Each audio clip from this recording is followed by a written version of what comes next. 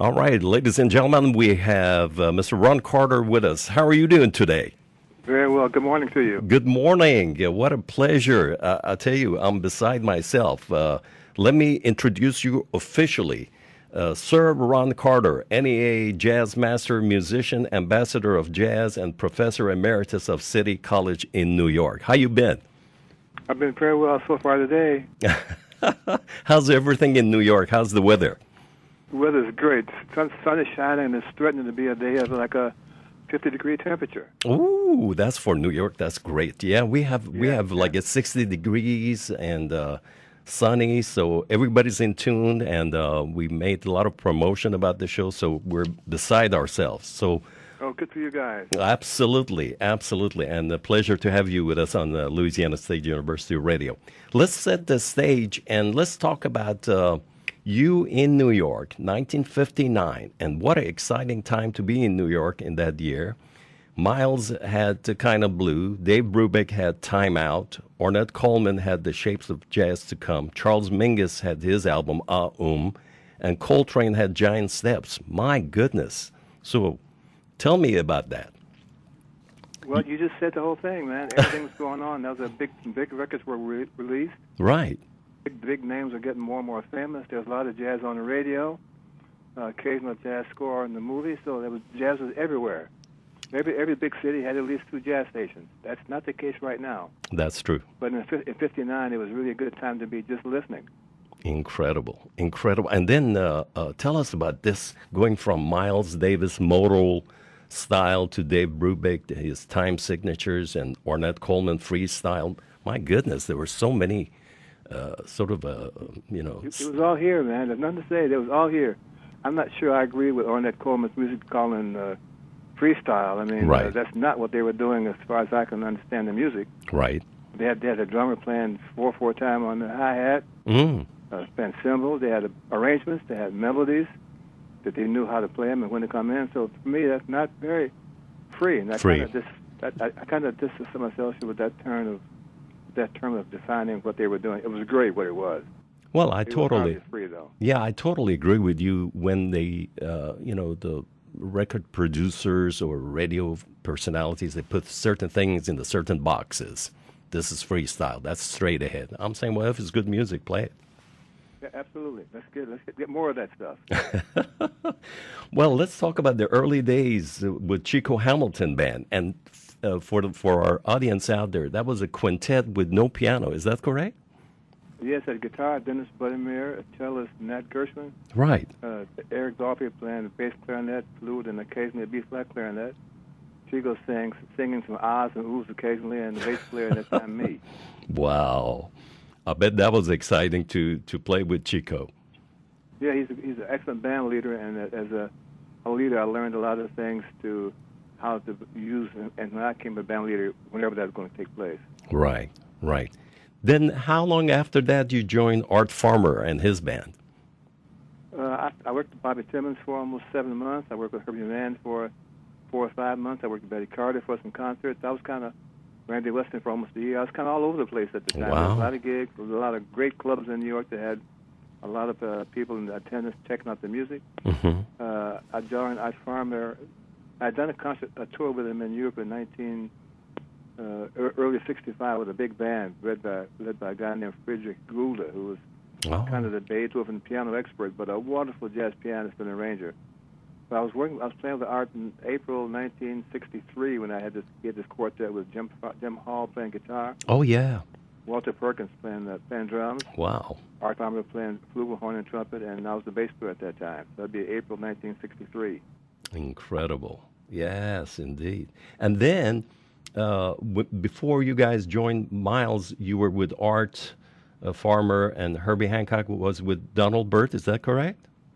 That's probably. He was doing some freelancing too. He was making records. He had he'd just gotten a nice contract with Blue Note, and was making some wonderful records. So I think he was on the scene, but he wasn't in the Art Farmer realm of things. He was just doing Herbie Hancock's music and really good at it. Oh yeah, absolutely, absolutely. And then I've noticed one thing that I'm fascinated, and I wish I had the opportunity to talk to this gentleman before he passed. Rudy Van Gilder This gentleman was ahead of his time, as they say. You know, he had his, as you know, his studio in his house, and then he moved to the brand new building with at the time with the cathedral ceilings and all that. Tell us about Rudy Van Gelder. He was the man who made jazz sound like it does even today. Mm-hmm. He had great equipment. He always upgraded it. The place was immaculate. We all looked forward to going out there because we knew that when we left, we had just recorded a wonderful sounding jazz record. Absolutely. I remember a few years ago, maybe 10, 15 years ago, 60 Minutes, I think it was, I forgot, Leslie, I think Leslie was interviewing Rudy, and she went to the studio. I don't know if you saw that. And she No, I didn't. I didn't know about that. Well, guess what? She touched one of the microphones, and he went almost berserk and was very upset and said, "You are not touching any microphones without the glove." He meant it. Yes, he was very particular about his instrument. He wanted his instrument Yeah, to be as good as the music, and we all appreciated that. absolutely. Now let's talk about this. This is like a concurrent. You got Paul Chambers with Miles before you guys joined, and then you got Jimmy Garrison with Coltrane. How that influenced you, or did you? Not at all. Oh, okay. I only saw Jimmy play with Train maybe one night at the club called the Half Note down on Spring and Hudson. I only saw Paul play with Miles maybe at 8 concerts I saw. One was in Canada, maybe Toronto or Montreal, and a show called Jazz for Moderns in Rochester, probably in 1958. But there were no other than admiring their ability and determination to make the band sound good. Right. Which is pretty influential in itself. Other than that, as the term meant, no, they were not influential in me at all. Right, right. And then let's talk about that great session with Herbie Hancock, you and George Coleman. George was with B.B. King. Was he at the one time? I don't know. He's known for being a B.B. King fan. Clearly, that's the case. But whether he made any gigs with him, I don't really know. And what a magnificent solos! I mean, yeah, he could play the horn, man, and play the great changes. Absolutely. As a matter of fact, I think I got a copy of his last recording at Smokehouse.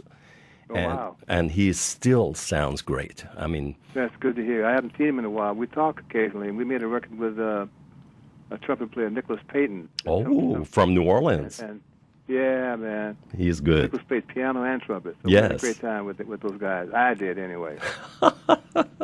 Well, talk about New Orleans. Do you recall, I think it was 1983 or 84, you came down to New Orleans and you were with Kenny Barron and, let's see, Ben Riley was on drums, Buster Williams was on bass, and you were on piccolo bass. Do you recall that? I remember going down there, and we had a great meal, but I was just so enthralled with the music. Here's a two-bass quartet that's making people stand around and say, man, how do those guys do that? That was my fun. Well, as a matter of fact, I talked to a colleague of mine, and he was in awe. He said, Ron came on stage, took his hat off, and put it on the piano and got ready, and they were cooking. I said, man, I missed that concert. We had some great times, man. I missed those guys dearly. The ensemble we had after no rehearsal, and just a great library. Kenny, Ben, and Buster, what a pleasure just to hear them and be a part of that sound. I miss it. Right, absolutely. And then this gentleman, Creed Taylor, and his CTI label. You were involved in a lot of great sessions, right? Well, he kind of decided that if they were going to make a record, it had to be two things. Done out at Rudy Van Gelder's, and it had to be the bass player. Wow. Nice. Indeed. We had some great times. Creed, I loved him. He was really a sensitive person. He trusted the musician's judgment. He had a plan. He had a scheme in mind to make this music more accessible to people. He had great record covers. He had great liner notes. He had a great sound of the record. And guys like George Benson and Freddie Hubbard and Turrentine and Herbie and Billy Cobham and Jobim and Emilio Deodato, and it goes on and on. He had the cream of the crop on every instrument, recording with him, for him, other Rudy's on the label CTI. A magnificent concept. You know what was interesting? This is a few years ago, maybe 10, 15 years ago. I got a lot of colleagues that they collect LPs, and they were collecting CTI albums just for the cover, not just the music, but the cover of the albums, and they put a frame, on all these LPs on the wall, and it absolutely that was quite a package, as far as what he put out. I think maybe Pete Turner was the photographer. He had a show out in Long Island within the past 2 or 3 years of all of the record covers he had done, and I heard it was a fantastic display of his work. Right. Your resume is incredible. I don't know where to start. So let's talk about your recordings with Eric Dolphy and McCoy Tyner, the real McCoy. Those are the sessions that they're immortal. Well, I just play the music. Other people put a label on how important they were. All I could tell you is that when I played those guys, I'm going to school free. They all have a concept that I either didn't know very well or was learning very well playing with them. Right. They had a plan in mind. They had a scheme in their heads about what notes are going to work. They had a direction that they were determined to follow, whether people liked it or not specifically. Of course they did. Right. And they were magnificent musicians. They played their instruments. Eric and McCoy were really supreme at their instrument. And when I'm around those guys and they're expecting me to help them do whatever they do, it behooves me to sit down and really say, well, what is this guy doing? Can I figure out where I can go with my notes? Can I build a line that makes it easy for him to make what he's trying to do have a conclusion to it? Right. Can I play in those strange keys? Can I be a presence as they hope I can be? So for me, it was a great time. Absolutely. By the way, for our listeners, during the COVID, of course, all the musicians, they were away from live concerts and all that. Then I saw your interview. I think you were at the radio station talking to Herbie Hancock. That was quite a conversation between you and Herbie Hancock regarding what are you going to do first when you get back on stage in front of a live audience. Tell us about that. Well, I did. It was about we were in our individual homes. He was in California, and I was in my home in New York. And I wanted to make the show interesting for people who didn't play but admire those guys who played all the time. And my question to her is, what are you going to do when you get back to work for the first time? And the responses I got were really different. I can't remember what Herbie's was, but he had asked me, well, Ron, what are you going to do? Right. I said, well, I'm going to hug everybody, and the last one to cry gets paid cash. And as a matter of fact, I remember he said, yeah, I think I'm going to cry as well. That's what Herbie said. Yeah, those are memorable moments. All the guys who played all the time to come back with the same friends and play for the first time in 6 to 8 months with that same group of people, there's a tremendous feeling of not just relief, but exultation. It's great. Absolutely. Now, you were teaching, you taught at Juilliard, and also you're professor emeritus of the City College in New York. Yes. What makes a good teacher? I think 3 things.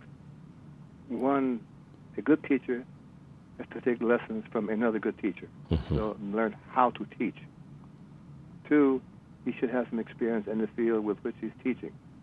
It's one thing to teach about jazz drums, but unless you've been on a gig, it's hard to impact them with the kind of impactness that most of these kids seem to need to have. Right.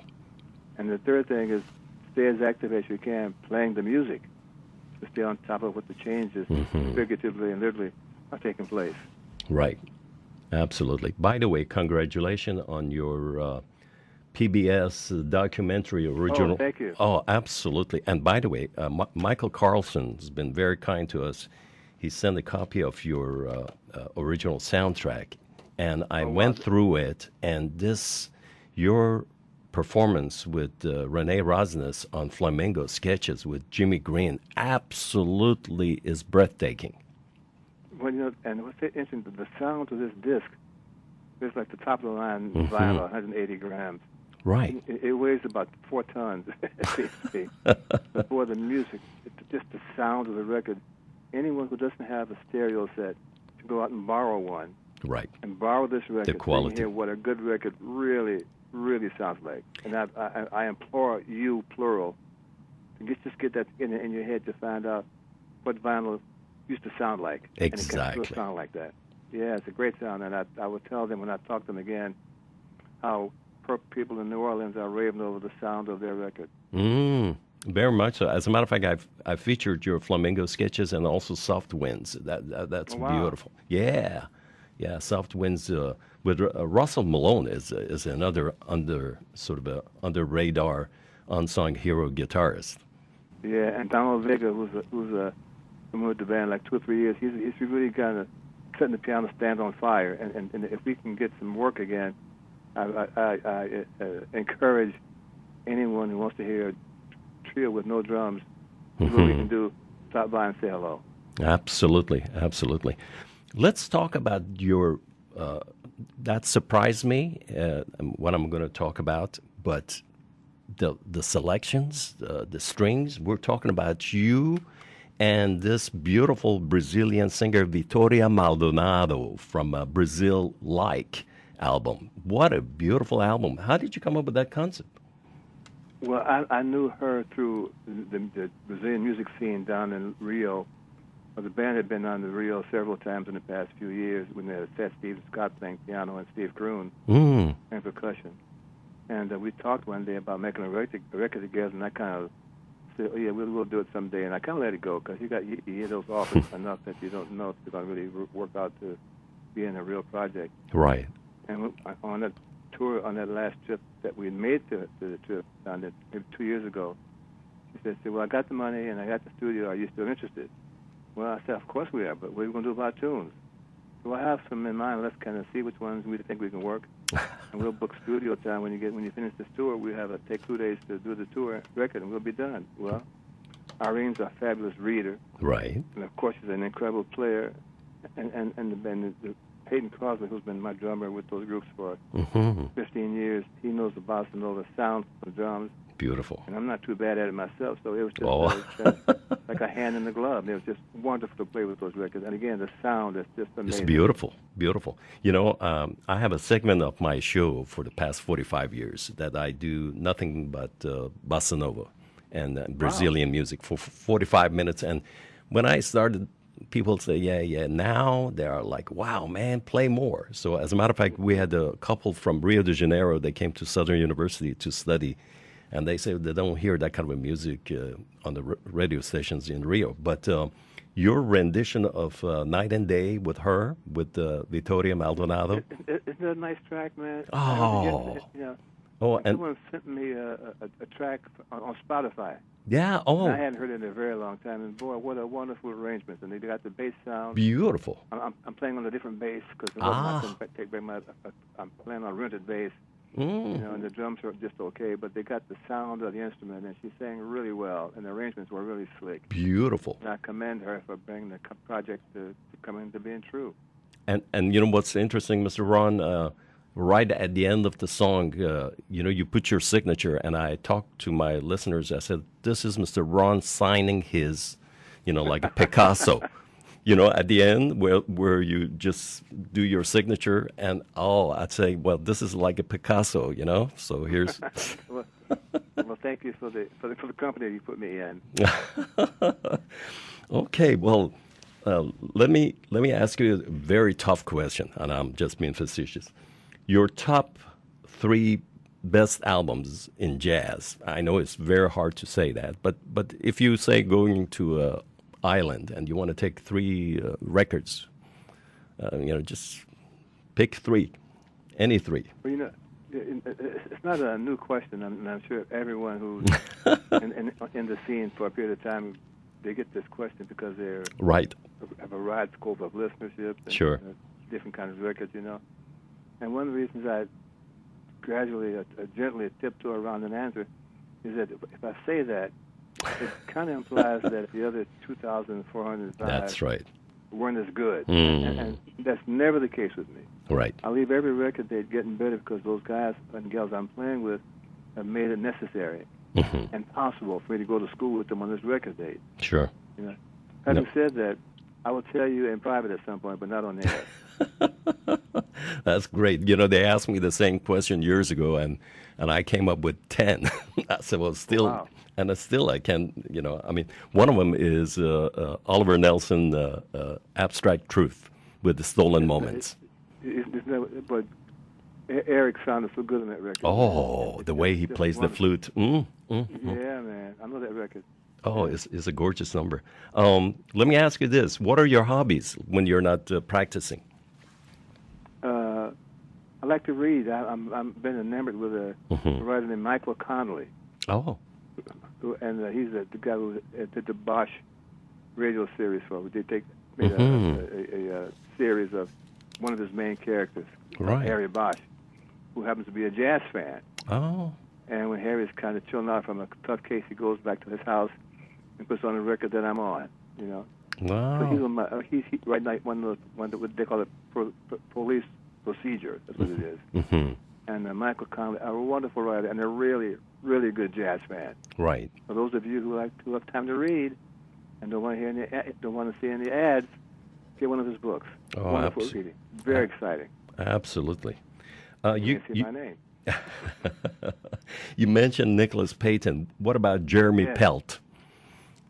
Well, they both play really well. I mean, they're in the tradition of Clifford Brown. Right. And they have great skill.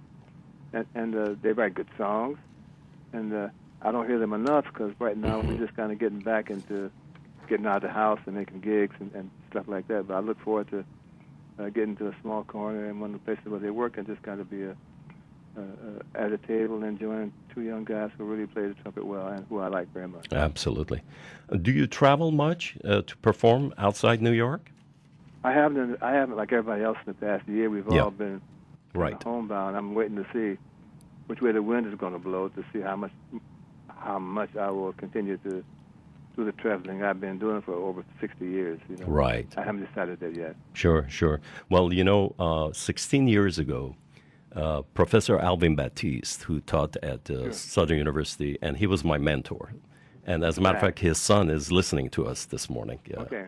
And anyway, he came, and also Derek Gordon, who was at Kennedy Center. So he came down, and we got together, and they called me. They said, Zia, you've been around doing the radio show for 45 years. We want to put together a nonprofit organization in Baton Rouge and bring in premier jazz. I looked at them like, are you guys serious about this? 16 years later, Mr. Ron, we brought McCoy, we brought Kenny Barron twice, all these, and then new faces like Gregory Porter and, other. So I'm going to talk to the guys, and we'll talk to your wonderful colleague, Ms. Joanne Jimenez, and see maybe we can work out some sort of arrangement and bring you here, I'd be very interested to listen to the offer, and hopefully we'll kind of find a happy medium ground. Absolutely. I was down there last time doing the Terrain series. Well, that series has had as a show, a TV show. Right. Down there. Right. Oh, yeah. As a matter of fact, in that series, you played yourself, right? Yes, with a Bauer bass, but it sounded great. Oh, yeah. As a matter of fact, a couple of colleagues from Southern University, Herman Jackson, that's Randy's brother, he was in that show as well. Okay. Yeah. So I told him, as a matter of fact, I sent a text to them to tune in this morning. Last question I have for you. Give me your thoughts about Modern Jazz Quartet. I love them. I think that the first jazz record I bought was the one called Django with John Lewis and Percy Heath. At the time, Kenny Clark was the drummer and Milt Jackson. And the arrangements were just so striking in how complete they were for a quartet playing parts. Right. They weren't jamming. They had their real plan on what to play, and that just fascinated me. And to this day, that's one of my favorite records to listen to that I'm not on. Wow. Just the purity of the record. It's amazing. That's beautiful. You've been very kind, Mr. Ron. Absolutely. I had to do my homework. I usually spend an hour or two. I spend probably almost 8 hours preparing for this. Wow. I said, Sorry about that. No, when such a, you got such a resume that is like where to start. But at the same time, I listen to other interviews that you've done, And I said, I'm not going to go there.